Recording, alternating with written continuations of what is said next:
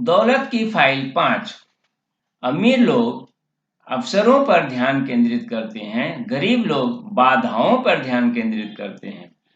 अमीर लोग अवसरों को देखते हैं, गरीब लोग बाधाओं को देखते हैं। अमीर लोग विकास की संभावनाएं देखते हैं, गरीब लोग हानि की आशंकाएं देखते हैं। अमीर लोग पुरस्कारों पर ध्यान केंद्रित करते हैं, गरीब लोग जोखिमों पर ध्यान केंद्रित करते हैं। मामला युगों पुराने सवाल का है, गिलास आधा खाली है या आधा भरा है।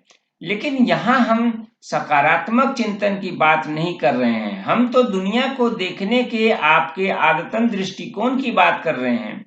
गरीब लोग डर के आधार पर विकल्प चुनते हैं, उनका दिमाग लगातार यह खोजता है कि किसी स्थिति में क्या गलत है या क्या गलत हो सकता है। उनकी मूलभूत मानसिकता होती है, अगर यह काम नहीं करेगा तो क्या होगा, यह अक्सर यह काम नहीं करेगा।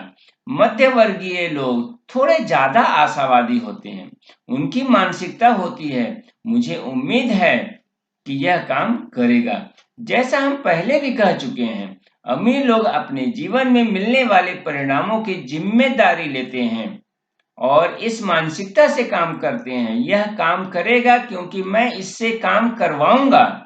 अमीर लोग सफलता की उम्मीद करते हैं, उन्हें अपनी क्षमताओं पर भरोसा होता है, उन्हें अपनी रचनात्मकता पर भरोसा होता है, उन्हें यकीन होता है कि अगर वे कामयाब न हुए तो भी वे सफल होने का दूसरा तरीका खोज सकते हैं। आमतौर पर लाभ जितना ज्यादा बड़ा होता है, जोखिम भी उतना ही ज्यादा होता है। चूंकि अमीर लोग लगातार अवसर देखते हैं, इसलिए वे जोखिम लेने के इच्छुक होते हैं। अमीरों को यकीन होता है कि अगर वे बुरे से बुरा भी हो जाए तो भी वे हमेशा अपनी दौलत वापस पा सकते हैं। दूसरी तरफ गरीब लोग असफलता के बारे में लगातार आशंकित हो रहते हैं, उन्हें खुद पर और अपनी योग्यताओं पर भरोसा नहीं होता है।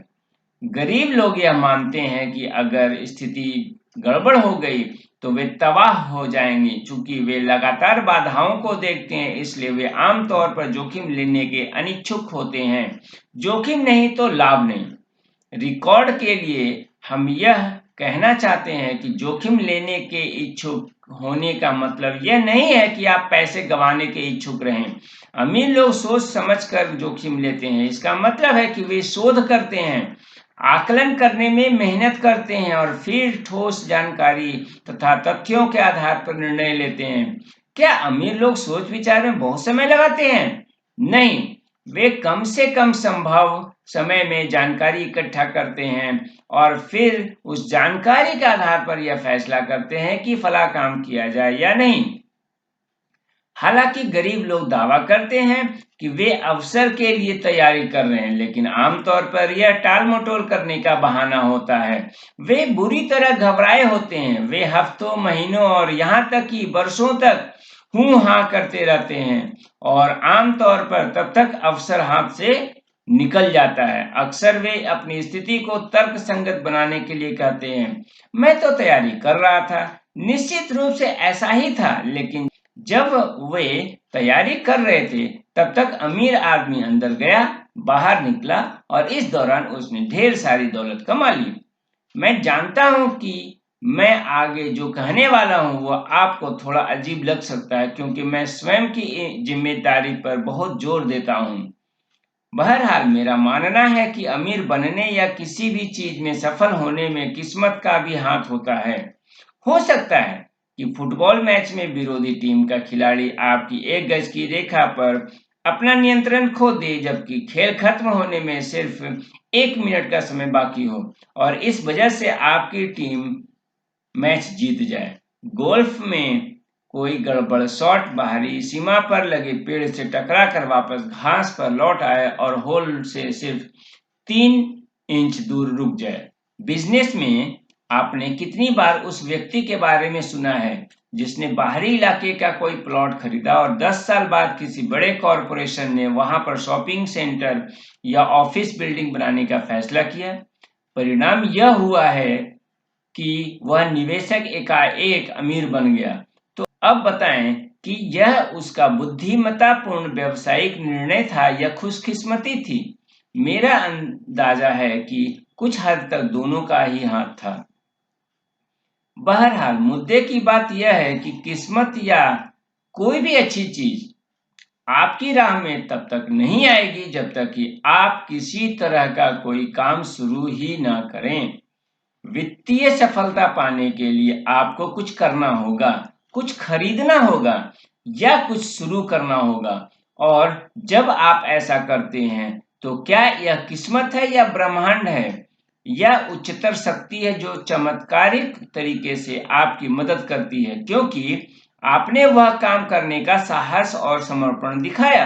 मुझे लगता है कि ऐसा किस वजह से होता है यह ज्यादा महत्वपूर्ण नहीं है, महत्वपूर्ण बात तो यह है कि ऐसा होता है। दूसरा प्रमुख सिद्धांत जिसे यहाँ पर बताना उचित होगा यह है कि अमीर लोग उन चीजों पर ध्यान केंद्रित करते हैं जिन्हें वे चाहते हैं, जबकि गरीब लोग उन चीजों पर ध्यान केंद्रित करते हैं जिन्हें वे नहीं चाहते हैं। एक बार फिर ब्रह्मांड का नियम कहता है, आप जिस चीज पर ध्यान केंद्रित करते हैं वही बढ़ती है। चूंकि अमीर लोग हर समय अवसरों पर ध्यान केंद्रित करते हैं इसलिए उन्हें ढेर सारे अवसर मिल जाते हैं। उनकी सबसे बड़ी समस्या यह होती है कि उन्हें पैसे कमाने की इतनी सारी संभावनाएं दिखती हैं कि वे उन सब को नहीं संभाल पाते हैं। दूसरी तरफ चूंकि गरीब लोग हर चीज में बाधाओं पर ध्यान केंद्रित करते हैं इसलिए उनके सामने ढेर सारी बाधाएं आ जाती हैं। उनकी सबसे बड़ी समस्या यह होती है कि उन्हें इतनी अविश्वसनीय बाधाएं नजर आती हैं कि वे उन सबको नहीं संभाल पाते हैं। कारण बिल्कुल साफ है, आपकी एकाग्रता किस क्षेत्र में है इसी से तय होता है कि जीवन में आपको क्या मिलता है। अवसरों पर ध्यान केंद्रित करेंगे तो अवसर मिलेंगे, बाधाओं पर ध्यान केंद्रित करेंगे तो बाधाएं मिलेंगी। मैं यह नहीं कह रहा हूं कि समस्याओं की परवाह न करें, जाहिर है जब संभावनाएं आए तो उनसे तत्काल निपटें, लेकिन अपनी निगाह लक्ष्य पर जमाए रखें और लगातार उसकी ओर बढ़ते रहें।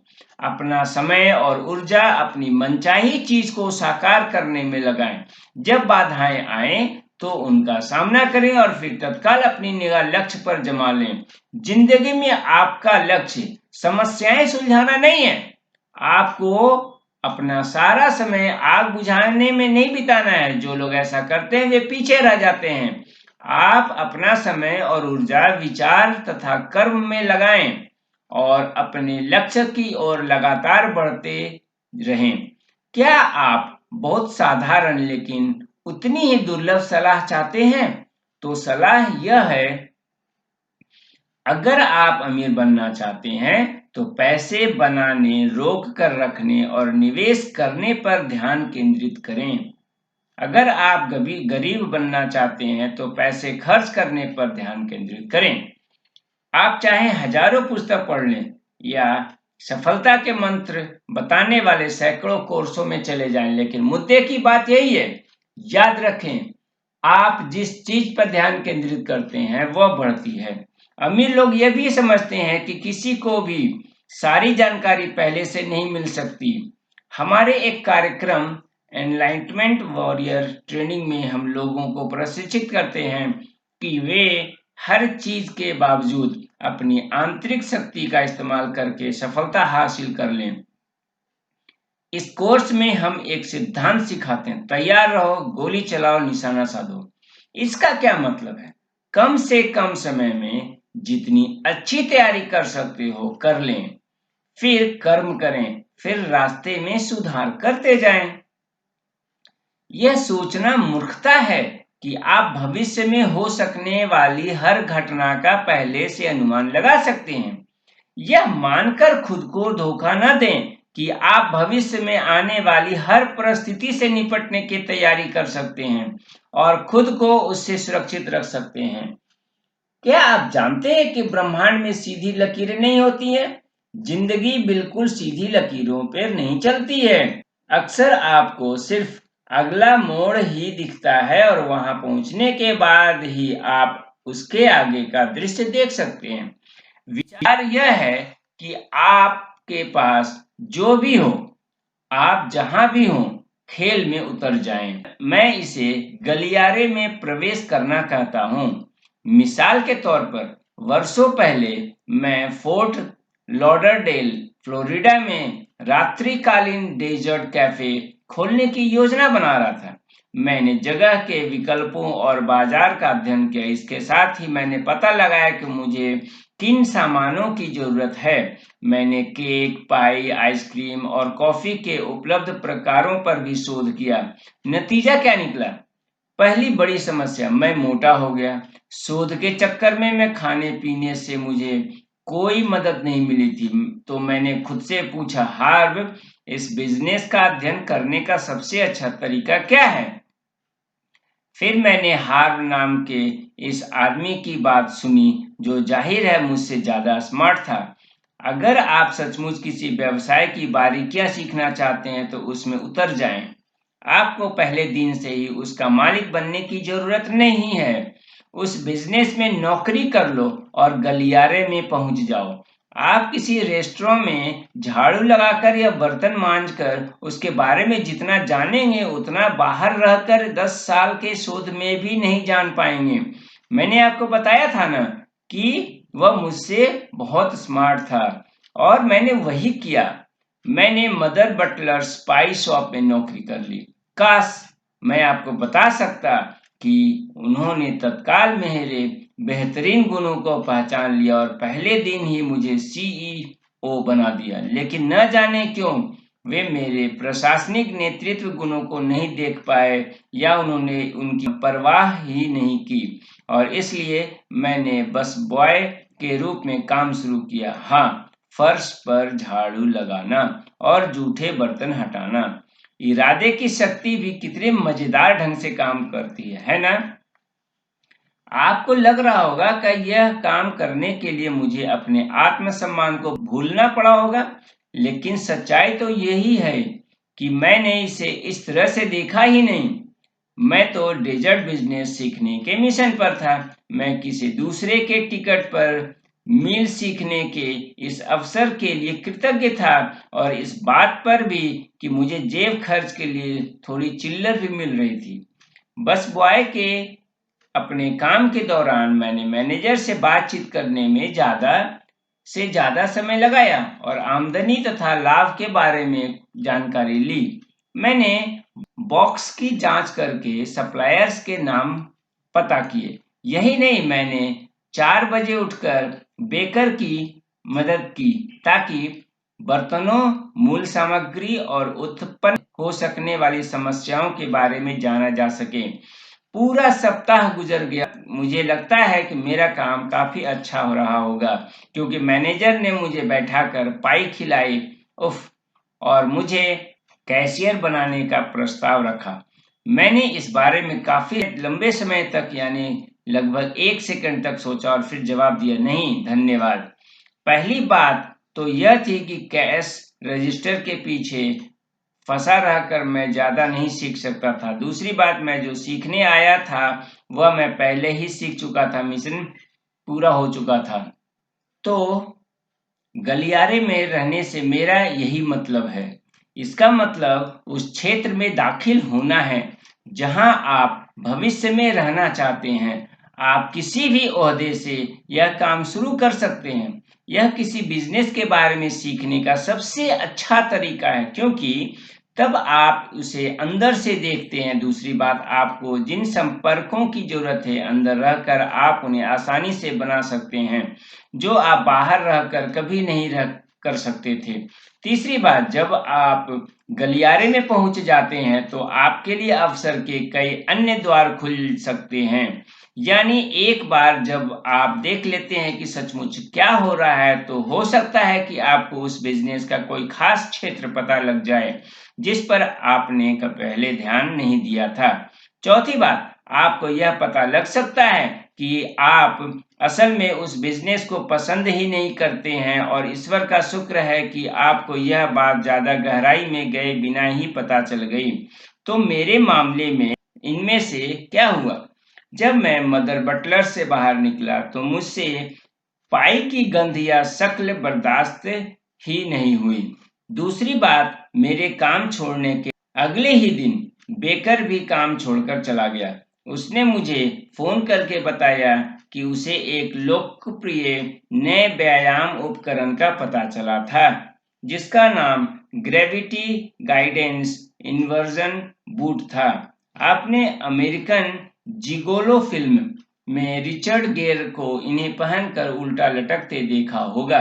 बेकर यह जानना चाहता था कि क्या उन जूतों में मेरी दिलचस्पी है। जूते देखकर मैंने फैसला किया, जूते तो पटाखा थे, लेकिन वह बेकर जोरदार नहीं था। इसलिए मैं अपने दम पर ही यह काम करने लगा। मैं वे जूते स्पोर्टिंग गुड्स और डिपार्टमेंट स्टोर्स में बेचने लगा। मैंने गौर किया कि इन रिटेल आउटलेट्स में एक चीज समान थी, घटिया व्यायाम उपकरण। मेरे दिमाग की घंटी तेजी से बजने लगी, अवसर अवसर अवसर। अजीब बात है कि चीजें किस तरह होती हैं। व्यायाम उपकरण बेचने के इस पहले अनुभव ने मुझे अंततः नॉर्थ अमेरिका का शुरुआती रिटेल फिटनेस स्टोर खोलने की ओर पहुंचाया और अपना पहला मिलियन कमाने की ओर भी। जरा सोचिए, यह सब इसलिए शुरू हुआ क्योंकि मैंने मदर बटलर स्पाइस शॉप में बस बॉय का काम किया था।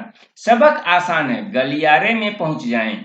आपको कभी भी पता नहीं होता है कि आपके लिए कौन से दरवाजे खुल जाएंगे। मेरा एक सूत्र वाक्य है, सक्रियता हमेशा निष्क्रियता को हरा देती है। अमीर लोग शुरू कर देते हैं, उन्हें भरोसा होता है कि खेल में उतरने के बाद वे हर मौके पर समझदारी भरे निर्णय ले सकते हैं, सुधार कर सकते हैं और चलते चलते अपनी पतवार संतुलित कर सकते हैं। गरीब लोगों को खुद पर या अपनी योग्यताओं पर भरोसा नहीं होता।